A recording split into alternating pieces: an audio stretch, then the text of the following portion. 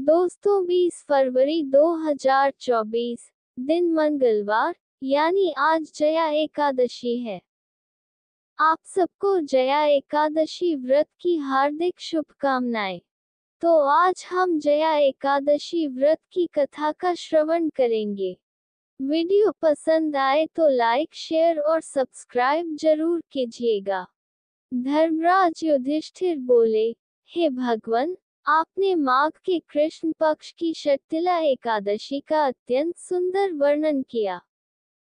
आप स्वदेज, अंडज, उद्भिज और जरायुज चारों प्रकार के जीवों के उत्पन्न, पालन तथा नाश करने वाले हैं। अब आप कृपा करके माघ शुक्ल पक्ष की एकादशी का वर्णन कीजिए। इसका क्या नाम है, इसके व्रत की क्या विधि है, और इसमें कौन से देवता का पूजन किया जाता है। श्री कृष्ण कहने लगे कि हे राजन, इस एकादशी का नाम जया एकादशी है।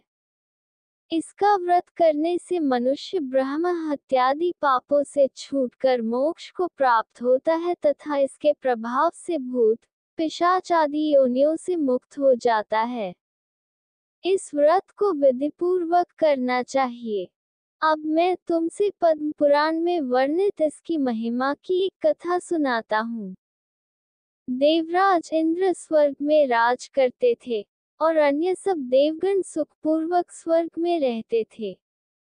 एक समय इंद्र अपनी इच्छानुसार नंदन वन में अप्सराओं के साथ विहार कर रहे थे और गंधर्व गान कर रहे थे।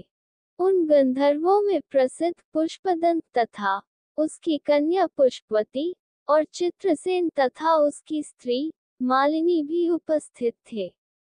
साथ ही मालिनी का पुत्र पुष्पवान और उसका पुत्र माल्यवान भी उपस्थित थे। पुष्पवती गंधर्व कन्या माल्यवान को देखकर उस पर मोहित हो गई और माल्यवान पर काम बाण चलाने लगी। उसने अपने रूप, लावण्य और हाव भाव से माल्यवान को वश में कर लिया। हे राजन, वह पुष्पवती अत्यंत सुंदर थी। अब वे इंद्र को प्रसन्न करने के लिए गान करने लगे, परंतु परस्पर मोहित हो जाने के कारण उनका चित्त भ्रमित हो गया था।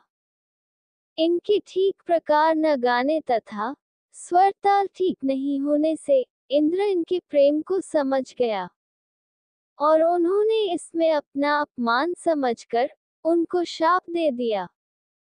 इंद्र ने कहा, हे मूर्खों, तुमने मेरी आज्ञा का उल्लंघन किया है, इसलिए तुम्हारा धिक्कार है। अब तुम दोनों स्त्री पुरुष के रूप में मृत्यु लोक में जाकर पिशाच रूप धारण करो और अपने कर्म का फल भोगो। इंद्र का ऐसा शाप सुनकर वे अत्यंत दुखी हुए और हिमालय पर्वत पर दुखपूर्वक अपना जीवन व्यतीत करने लगे। उन्हें गंध, रस तथा स्पर्श आदि का कुछ भी ज्ञान नहीं था। वहां उनको महान दुख मिल रहे थे। उन्हें एक क्षण के लिए भी निद्रा नहीं आती थी। उस जगह अत्यंत शीत था, इससे उनके रोंगटे खड़े रहते और मारे शीत के दांत बजते रहते। एक दिन पिशाच ने अपनी स्त्री से कहा कि पिछले जन्म में हमने ऐसे कौन से पाप किए थे जिससे हमको ये दुखदायी पिशाच योनि प्राप्त हुई। इस पिशाच योनि से तो नरक के दुख सहना ही उत्तम है। अतः हमें अब किसी प्रकार का पाप नहीं करना चाहिए। इस प्रकार विचार करते हुए वे अपने दिन व्यतीत कर रहे थे। दैवयोग से तभी माघ मास में शुक्ल पक्ष की जया नामक एकादशी आई। उस दिन उन्होंने कुछ भी भोजन नहीं किया और न कोई पाप कर्म ही किया। केवल फल फूल खाकर ही दिन व्यतीत किया और सायंकाल के समय महान दुख से पीपल के वृक्ष के नीचे बैठ गए।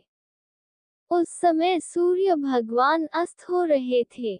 उस रात को अत्यंत ठंड थी, इस कारण वे दोनों शीत के मारे अति दुखित होकर मृतक के समान आपस में चिपटे हुए पड़े रहे।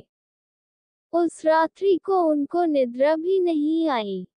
हे राजन, जया एकादशी के उपवास और रात्रि के जागरण से दूसरे दिन प्रभात होते ही उनकी पिशाच योनि छूट गई।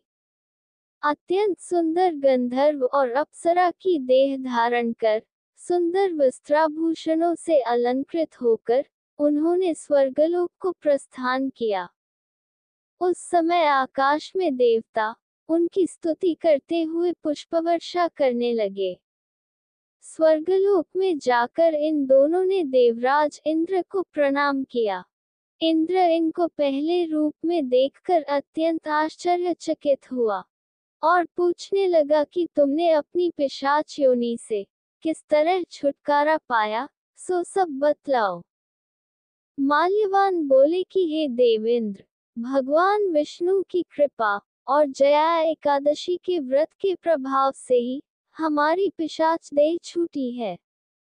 तब इंद्र बोले कि हे माल्यवान, भगवान की कृपा और एकादशी का व्रत करने से न केवल तुम्हारी पिशाच योनि छूट गई, वरन हम लोगों के भी वंदनीय हो गए, क्योंकि विष्णु और शिव के भक्त हम लोगों के वंदनीय हैं।